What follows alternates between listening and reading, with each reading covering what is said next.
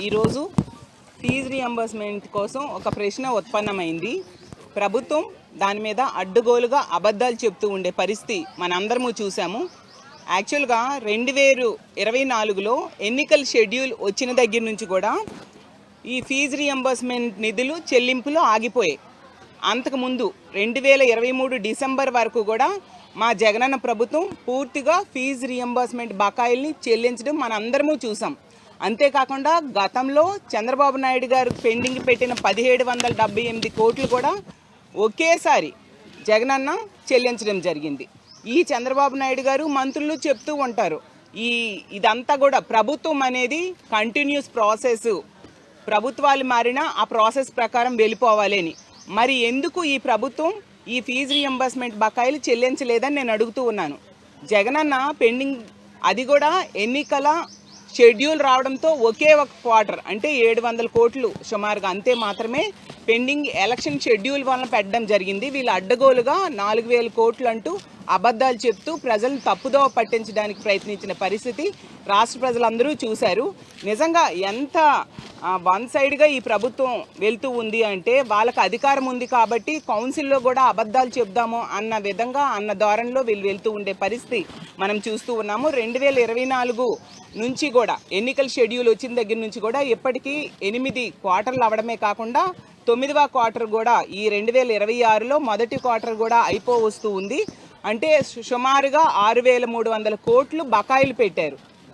ఈ కూటమి ప్రభుత్వం అధికారంలోకి వచ్చాక సుమారుగా 6300 కోట్లు పేద విద్యార్థులకు ఉన్నత చదువుల కోసం ఇవ్వాల్సిన బకాయిలు ఇవ్వకుండా పెండింగ్లో పెట్టిన పరిస్థితి మనం చూసాం. మధ్యలో ఒకసారి 700 కోట్లు మాత్రమే రిలీజ్ చేశారు. అంటే 5600 కోట్లు 5600 కోట్లు పెండింగ్ పెట్టడం జరిగింది. ఎంత దారుణంగా వీళ్ళు పేద విద్యార్థుల జీవితాలతో ఆడుకుంటున్నారో అర్థం చేసుకోవచ్చు. పేద విద్యార్థులు ప్రభుత్వమే ఈ ఫీజు రియంబర్స్మెంట్ ద్వారా ఫీజు చెల్లిస్తుంది అన్న నమ్మకంతో అడ్మిషన్స్ తీసుకొని జాయిన్ అవ్వడం జరిగింది. ఈరోజు తీసుకుంటే విద్యార్థులకి ఫీజులు చెల్లించకపోవడం వలన ప్రభుత్వము కాలేజీ యాజమాన్యాలు వాళ్ళకి హాల్ టికెట్స్ ఇవ్వట్లేదు. కొందరు కంప్లీట్ అయ్యి రిలీవ్ అయిపోయే వాళ్ళకి రిలీవ్ అయ్యే అవకాశాన్ని ఆ ప్రభుత్వం ఫీజు రియంబర్స్మెంట్ నిధులు చెల్లించకపోవడం వలన కాలేజీ యాజమాన్యాలు వాళ్ళని రిలీవ్ చేయట్లేదు. అంటే వాళ్ళ భవిష్యత్తు, పేద విద్యార్థుల భవిష్యత్తు ఈ కూటమి ప్రభుత్వం ఈ విధంగా ఆటలాడుకుంటూ ఉండే పరిస్థితి మనం చూస్తూ ఉన్నాము. ఆ రోజు అంత కమిట్మెంట్తో, అంత చిత్తశుద్ధితో జగన్మోహన్ రెడ్డి గారు ప్రతి క్వార్టర్ని కూడా ఫీజుల్ని చెల్లించడమే కాకుండా ఆ రోజు ఈ ఫీజు రియంబర్స్మెంట్ అనే పథకాన్ని ప్రవేశపెట్టింది ఎవరు? వైఎస్ఆర్ గారు, మహానేత వైఎస్ఆర్ గారు ప్రవేశపెట్టారు. అతని వారసుడుగా జగన్మోహన్ రెడ్డి గారు ఆ ఫీజు రియంబర్స్మెంట్ బకాయిల్ని ఎప్పటికప్పుడు ఫీజు రియంబర్స్మెంట్ నిధులు విడుదల చేస్తూ తన తండ్రికి సరైన వారసుడుగా నిలిస్తే ఈరోజు ఎంత దారుణంగా విద్యార్థుల జీవితాలతో ఆడుకుంటూ ఈ విధంగా వీళ్ళు చేస్తూ ఉండడం ఎంతవరకు సమంజసమని నేను అడుగుతూ ఉన్నాను. వీళ్ళేమో స్పెషల్ ఫ్లైట్స్కి ఇన్నేసి కోట్లు ఖర్చు పెడుతూ ఉన్నారు. మరి ఈ ఫీజు రియంబర్స్మెంట్ నిధులు విడుదల చేయడానికి వీళ్ళ దగ్గర డబ్బులు లేవా అని నేను అడుగుతూ ఉన్నాను. అమరావతి ఆవకాయ ఫెస్టివల్ అంటూ కోట్లు ఖర్చు పెడుతూ ఉన్నారు. పేద విద్యార్థులు ఫీజులు చెల్లించడానికి వీళ్ళ దగ్గర డబ్బులు లేవా అని నేను అడుగుతూ ఉన్నాను. సెల్ఫ్ డబ్బా కొట్టుకోవడానికి సోషల్ మీడియాలో వీళ్ళు ప్రచారం చేసుకోవడానికి కోట్లు ఖర్చు పెడుతూ ఉన్నారు. మరి ఫీజు రియంబర్స్మెంట్ బకాయిలు విడుదల చేయడానికి వీళ్ళ దగ్గర డబ్బులు లేవా అని నేను అడుగుతూ ఉన్నాను. వీళ్ళ ఎల్లో మీడియాలో పబ్లిసిటీ కోసం కోట్ల రూపాయలు ఖర్చు పెడుతూ ఉన్నారు.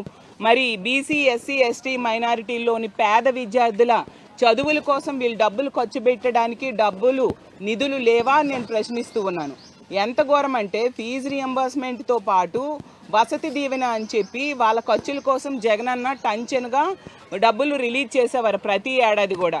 కానీ ఇప్పుడు ఆ వసతి దీవెన నిధులు కూడా 2 ఏళ్ళకి సరిపోయేవి వీళ్ళు ఇవ్వకపోవడం వలన 2200 కోట్లు వీళ్ళు బకాయిలు పెట్టడం జరిగింది. ఈ విధంగా విద్యార్థుల జీవితాలతో, వాళ్ళ భవిష్యత్తుతో ఈరోజు ఆటలాడుకునే పరిస్థితిని మనం చూస్తూ ఉన్నాము.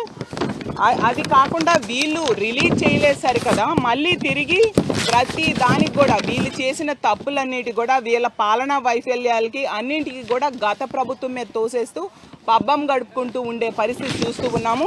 ఎప్పటికైనా మేము ప్రభుత్వాన్ని ప్రశ్నిస్తూ ఉన్నాము, ఎప్పటిలోగా ఈ ఫీజు రియంబర్స్మెంట్ బకాయిలు చెల్లిస్తారు? ఎప్పుడు?